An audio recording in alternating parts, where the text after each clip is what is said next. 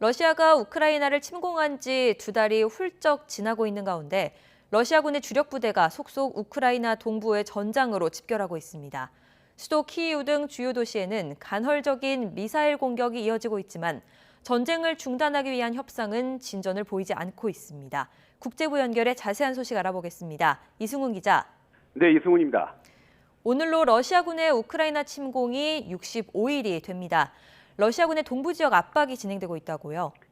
러시아군은 현재 우크라이나 동부의 슬로비안스크 그리고 바라니우카 등 군사적으로 중요한 도시로 향하고 있다는 게 미 정보당국의 분석입니다.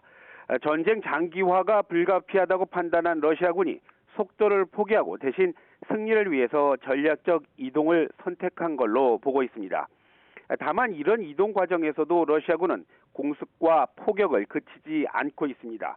이 때문에 주요 도시를 연결하는 다리가 미사일 공격과 공습으로 파괴가 됐고요. 전력 시설 등도 현재 공격을 받고 있습니다. 미 정보당국은 지난 2월 24일 러시아 침공 뒤 지금까지 1950기가 넘는 미사일이 우크라이나 전역을 공격한 걸로 보고 있습니다.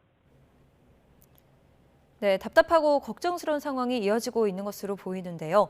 전쟁을 멈추기 위한 평화협상 역시 별다른 진전이 없다고요?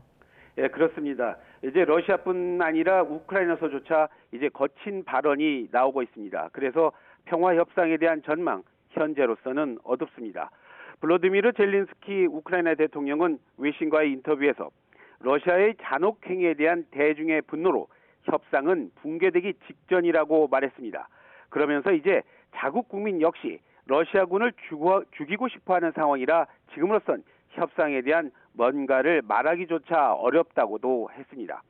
반면에 세르게이 라브로프 러시아 외무장관은 타스 통신과의 인터뷰에서 우크라이나의 모순된 태도 때문에 협상이 오도가도 못하고 있다면서 우크라이나 측을 비난했습니다. 라브로프 장관은 특히 미국과 서방 등 영국 등 서방이 협상을 천천히 하라고 우크라이나를 부추기고 있다는 주장까지 했습니다. 유엔이 집계한 자료를 보면 지난 2월 24일 침공 뒤 현재까지 3천여 명에 가까운 민간인이 숨지는 등 6천여 명의 사상자가 발생한 걸로 나타났습니다. 유엔 난민기구가 집계한 우크라이나의 난민 수는 현재 543만 명에 이르고 있습니다. 네, 아프가니스탄 상황도 살펴보겠습니다. 아프가니스탄의 한 이슬람 사원에서 자살 폭탄 테러로 추정되는 폭발이 나서 많은 사람이 숨지고 또 다쳤다고요? 네, 폭발이 난 곳은 아프가니스탄 카불 서부의 할리파 사이브 이슬람 사원입니다. 현지 시각으로 오후 2시쯤에 폭발이 났는데요. 금요일 예배를 앞두고 있던 상황에 폭발이 났기 때문에 사상자 많았습니다. 현장의 관리는 폭발이 나자 바로 도착해서 숨진 사람 그리고 다친 사람을 시내 병원에 분산 이송했는데 확인된 것만 사망자 66명 그리고 부상자 78명이라고 말했습니다. 하지만 현재까지 아프간 당국은 공식적인 피해 규모를 확인해 주진 않고 있습니다. 폭발이 난 이슬람 사원의 대표는 자살 테러범이 예배 행사에 참여했다가 폭탄을 터뜨린 것으로 보인다고 말했습니다. 또 폭발 때문에 검은 연기와 파편이 사방으로 흩어졌고 곳곳에 숨진 사람이 쓰러져 있었다며 현장 상황을 전했습니다. 폭발이 누구의 소행인지 아직까지 확인되지 않고 있습니다.